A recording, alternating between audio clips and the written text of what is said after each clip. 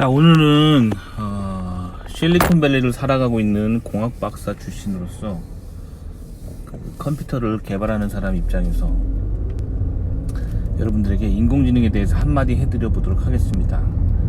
제가 요즘 한국 사람들이 관심 갖는 게 뭘까 또 한번 제가 봐봤어요. 그런데 한국 분들이 제가 봤을 때 요즘엔 AI 공포증에 걸린 것 같아요. 그래가지고 특히 미국으로 오는 온갖 첨단 AI 뉴스들을 막 보면서 공포에 좀 질려 계시는 것 같아요. 그래서 AI가 막강하게 이제 떠오르고 있으니까 내 일자리가 이제 곧 사라지겠구나 하고 벌벌벌 떨고 계신 것 같고, 나는 컴퓨터 잘 못하는데 앞으로 어떻게 먹고 살아야 되나 벌벌벌 떨고 계시는 것 같고, 굉장히 이렇게 AI로 인한 공포감이 사회에 자꾸 이렇게 오는 것 같아요. 근데 사실 인간보다 더 똑똑해진 인간이 할 수 있는 일을 모든 걸 다 할 수 있고, 인간의 능력보다 월등한 그런 걸 이제 초인공지능이라고 하잖아요. 초인공지능은 나타날 거예요. 불과 몇 년 전만 해도 초인공지능이 나타나려면 50년도 더 기다려야 된다, 이렇게 인공지능 하는 학자들이 그렇게 말했거든요. 근데 이게 점점 깨지고 있어요. 이제는 20년 안에 올 거다 막 그러더니 이제 10년 언저리면 올 거다 막 이렇게 말하는 사람들까지 나타나고 있거든요. 그러니까 이 기술이라는 게 한번 발전하기 시작했다면 이 기하급수적으로 비약적으로 발전하기 때문에 그렇게 빨리 발전하는 건 맞아요. 근데 인공지능의 발전으로 인해서 그렇게 공포를 가지고 있을 필요는 없다는 거예요.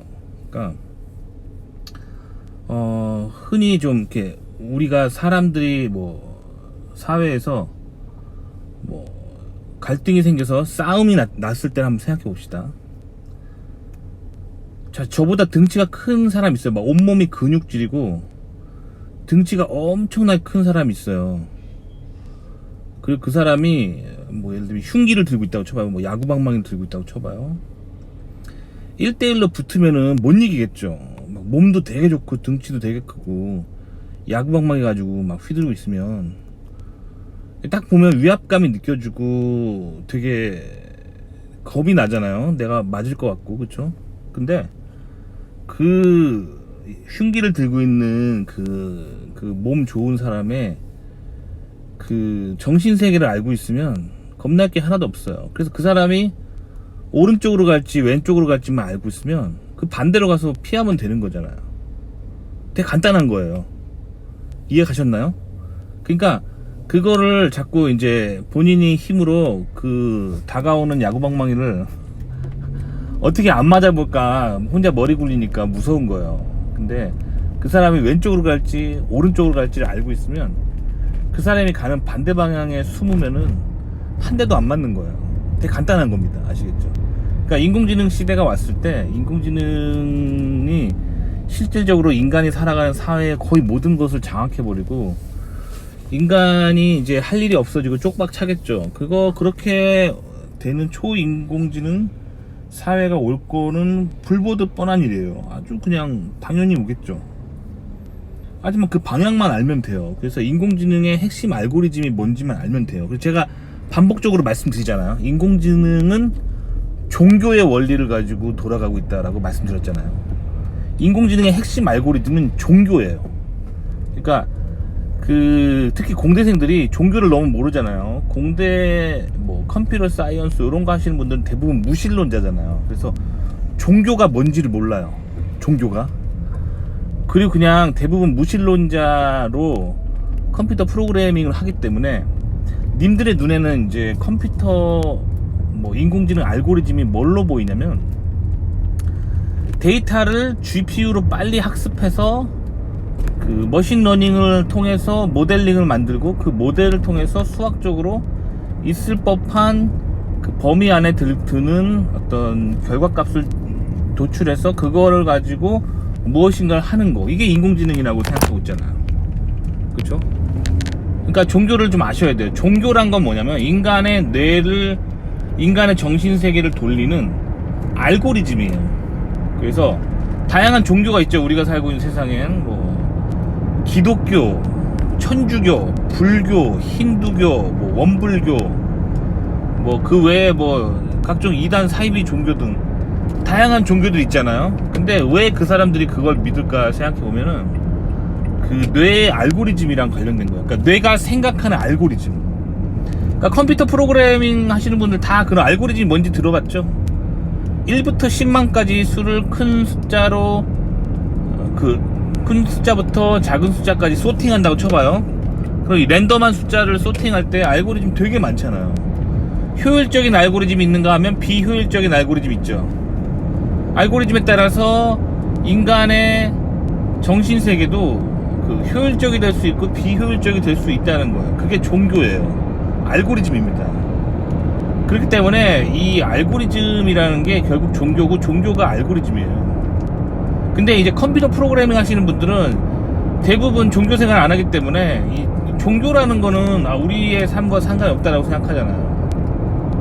그래서 이제 인공지능이 어떻게 가는지 방향을 모른 채 맨날 뭐 코딩만 하고 있는 거예요. 그러니까 종교의 원리로 돌아간다는 걸 잊지 마세요. 인공지능의 핵심 원리는 종교입니다. 그래서 종교를 깨달으면 돼요. 특히 이제 인공지능이 발전한 곳은 인공지능을 발달시키는 핵심 주체는 미국이잖아요. 미국 그쵸? 그럼 미국의 어떤 사람들이 인공지능을 발전시키냐면은 인공지능의 선구자는 사실 영국이죠. 영국에서 온 사람들이 이제 미국에 와서 인공지능을 발전시켰어요. 근데 그 사람들의 이제 사상을 들여다보면은 이제 결국에는 이 사람들의 모든 핵심 이론들 이런 거 보면은 다 성경입니다. 성경. 그래서 성경의 창세기를 열심히 봐야 돼. 인공지능 하시는 분, 내가 조금이라도 인공지능을 할 거다 하는 사람들은 성경책을 반드시 읽으셔야 돼요. 그래서 창세기에 나와 있는 그 에덴 동산의 그 선악과 사건에 대해서 꼭 읽어보셔야 돼요. 아시겠죠? 그 내용들이 제가 이 영상의 설명창에다가 그 링크를 걸어 드릴 테니까 그 성경 말씀을 꼭 읽어보세요. 성경 말씀 읽어보면은 인공지능이 뭔지를 알 수가 있어요. 그래서 인공지능의 핵심은 결국엔 제가 좀 이제 삥 둘러 말하고 있는데 그냥 좀 적나라하게 말할게요. 인공지능의 핵심은 뭐냐면 사탄주의예요. 사탄주의. 사탄 숭배의 그 형태, 사탄 숭배자가 세상을 보는 그 형태를 그 의식세계 그 자체로 인공지능을 만든 거예요. 아시겠죠? 그러니까 사탄 숭배자가 우리가 살고 있는 세상에서 뭔가 판단을 하는 그 알고리즘 있잖아요. 그 알고리즘 그 자체를 실리콘에다가 구현한 게 인공지능이란 말이에요. 그래서 인공지능은 반성경적입니다. 그래서 인공지능이 사탄은 아니에요. 인공지능은 사탄이 아니죠. 인공지능은 실리콘 칩에다가 이제 거기다가 소프트웨어를 깔아가지고 이제 어떤 의식 체계를 구현한 거예요. 근데 그 의식 체계라는 게 결국엔 뭐를 모방한 거냐면 사탄을 숭배하는 사람의 정신 세계를 모방한 거란 말이에요. 아시겠죠? 그러니까 반성경적인 사상으로 인간을 이끄는 거예요. 그것만 알면 돼요. 그러면 사탄 숭배자의 의식 세계가 그 인간을 이끄는 거기 때문에 어디로 이끌겠어요? 하나님으로부터 멀어지는 방향으로 계속 이끌 거 아니에요. 그쵸? 그러니까 이것만 알면은 인공지능이 그렇게 무서운 존재가 아니에요. 그러니까 저 같은 경우는 성경을 이제 좀 알고 있거든요. 뭐 성경에 막 전체 무슨 내용인지 다 외우고 다니지 그런 사람은 아니지만 뭐 그렇게 똑똑한 사람은 아니지만 그 성경은 항상 옆에 끼고 살기 때문에 성경의 주요 스토리가 뭔지 알고 성경이 말하고자 하는 그 기본 스토리, 기본 알고리즘이 뭔지 알거든요. 그렇기 때문에 이제 인공지능이 그냥 다음에 무슨 행동을 할지 그냥 이렇게 뭐랄까 뻔히 보여요. 그래서 그 성경책을 읽으면서 인공지능을 공부하면은 이게 뭐랑 똑같냐면은 이 치트키를 알고 하는 게임이랑 똑같은 거예요. 치트키를 가지고 하는 게임 해보셨죠? 치트키 없이 하면은 맵도 안 보이고 어두컴컴한 데를 자기가 하나하나 탐험하면서 이렇게 막 뭐 돈 캐가면서 이렇게 하나하나 게임 하잖아요. 네? 그쵸? 치트키가 있으면 어때요? 맵팩을 키면은 그 맵이 싹 보이는 거예요. 맵이 싹 보이고 돈도 만땅이에요. 그런 상태에서 치트키를 가지고 하는 거기 때문에 어때요? 무조건 이기겠죠. 그러니까 인공지능을 상대로 성경을 읽는 사람이라는 거는 뭐냐면 치트키를 가지고 임하는 게이머예요. 그러니까 인공지능이 어디로 갈지 뻔히 다 보여요. 그래가지고 저는 요새 인공지능 보면 좀 웃겨요. 웃기단 말이에요. 이렇게 어떻게 하면 인간을 성경과 반대로 이끌어볼까, 하나님으로부터 멀어지게 만들까, 그 고민을 하는 어떤 의식 구조거든요. 그래가지고 정말 웃겨요. 그래서 요새는 인공지능 보면 좀 웃깁니다. 저는. 아시겠죠? 그러니까 인공지능을 무서워할 필요 없어요. 특히 본인이 이게 개신교인이고 성경을 읽고 있다 그러면 인공지능 무서워할 필요 없습니다. 왜냐면 결국엔 성경과 반대대로 갈 수밖에 없는 거예요. 그러니까 그 답이 어디로 가냐면은 결국 성경과 멀어지는 방향으로 인간을 인도하게 돼 있기 때문에, 결국 성경과 반대하기 때문에 성경을 알고 있으면 인공지능이 어디로 갈지, 어디로 대중들을 다 이끌지를 알고 있기 때문에 별로 무서울 게 없어요. 자, 그러면 성경을 읽는 사람들은 어떻게 하면 되냐면, 성경을 읽고 성경에서 말하는 스토리, 성경의 메시지대로 자기의 인생의 한 걸음 한 걸음을 이동하게 되면은 인공지능에게 피해를 받지 않고 아주 행복하고 이렇게 널널하게 사는 삶으로 갈 수 있어요.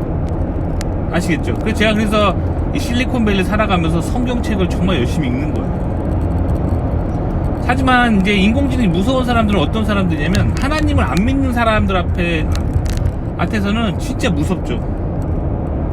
이 인간보다 뭐 수십 배는 강력하고 똑똑하고 인간이 할 수 있는 일 다 할 텐데 난 어떻게 먹고 사냐, 나는 이제 이게 어떻게 살아야 되냐 하고 너무 무섭단 말이에요. 이 심리는 뭐랑 똑같냐면, 이집트에 임한 하나님의 재앙이랑 똑같은 거예요. 자, 이집트 파라오에게 모세가 하나님이 주신 그런 재앙을 이집트 땅에 내리죠. 이집트 사람들은 너무 무서웠어요. 그 재앙을 받고. 하지만 그 지팡이를 잡고 있는 모세는 무서울 게 없어요. 하나님이 모세의 지팡이를 통해서 이집트 땅에 심판을 내리는 거기 때문에 하나님 편에 서서 하나님의 주신 지팡이를 들고 있는 모세의 입장에서는 무서울 게 없어요. 아시겠죠? 하나님이 말씀하신 대로 그냥 이집트가 심판을 받는 거고, 지팡이를 잡고 있는 모세의 입장에서는 하나도 안 무서운 거예요. 오히려 자기 두 눈으로 하나님이 이집트 땅에 심판을 내리는 거를 그냥 보는 거죠. 보는 입장이기 때문에 무서워할 거 없단 말이에요. 아시겠죠? 똑같아요. 지금 이 영상을 보고 있으신 분이 나는 이제 예수님 믿는 사람이다, 성경을 읽는 사람이다, 그러면은 두려워할 거 없어요. 인공지능은 사탄주의자들이 이제 메인으로 돼서 그들의 리더십 하에 만들어진 건 맞아요. 하지만 그들이 이제 세상에 일으키는 일들은 두려워할 필요 없다는 거예요. 하나님 믿는 사람들은 그들이 가지고 있는 악한 생각과 계획들이 하나님을 믿는 사람들, 즉 성경대로 행동하는 사람들의 집을 다 지나갑니다. 아시겠죠? 그래서 6월절에 어린 양의 피라는 사건이 나오잖아요. 출애굽기 보면. 그래서 하나님이 이집트 땅에 심판을 내리잖아요. 그래서 이집트 땅에 모든 첫 아이는 죽는 심판을 내리시잖아요. 이집트가 워낙 죄에 빠져 있어가지고. 하지만 이스라엘 민족들은 치트키를 가지고 있었잖아요. 치트키 뭐죠? 문설주에 양의 피를 바르면 죽이는 천사가 그 집을 지나가잖아요. 그 집의 사람들은 죽지 않고 그 죽이는 천사가 그 집은 지나가잖아요. 그쵸? 이 어린 양의 피, 이게 의미하는 게 뭐냐면 이게 예수 그리스도예요. 그래서 예수님을 찬송가에서 자꾸 어린 양이라고 부르는 거예요. 그러니까 예수 그리스도의 피를 자기 그 집에 바른 자는 모든 재앙이 지나가는 거야.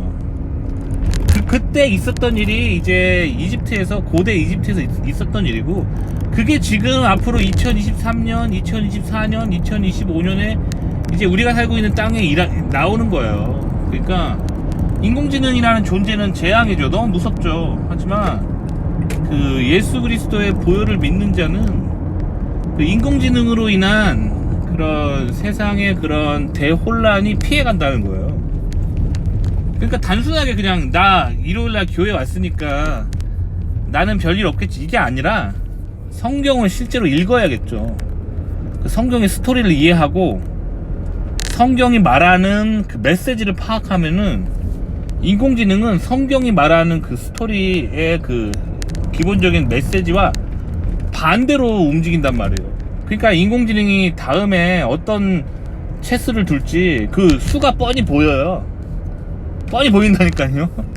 그래서 저는 그 성경을 열심히 읽어요. 그래서 실리콘밸리에서 아주 잘 나갑니다. 왜냐면 실리콘밸리 여기 있는 사람 다 인공지능 하는 사람들이잖아요. 그렇죠? 그리고 여기 사탄 숭배자들 되게 많아요.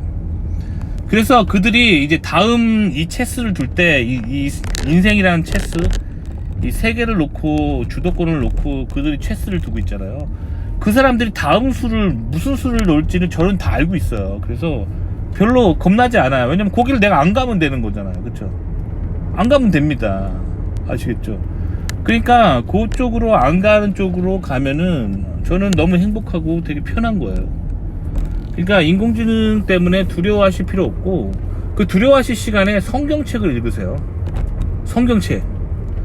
성경책을 읽으시고 이 성경에서 하나님이 무슨 이야기를 나에게 하시는지를 깨달은 다음에, 그 깨달았으면 실천을 해야겠죠.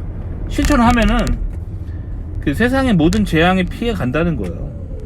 그러니까 이거를 깨달았기 때문에 그렇게 전 세계에 많은 기독교인들이 있는 거예요. 미국이 왜 이렇게 세계적으로 잘 사는 나라가 되냐면 그걸 깨달은 거예요. 그걸 깨달은 나라 사람들이 미국 사람들이에요. 그러니까 미국 사람들, 그래서 이 2023년에 이렇게 과학기술이 발달한 땅에 살면서도 여기 이게 그렇게 개신교인이 많은 거예요. 여기가. 아시겠죠? 자, 그러니까 성경 좀 읽어야겠죠? 성경 읽으면은 무서울 게 없어요. 도움이 되셨기 바랍니다.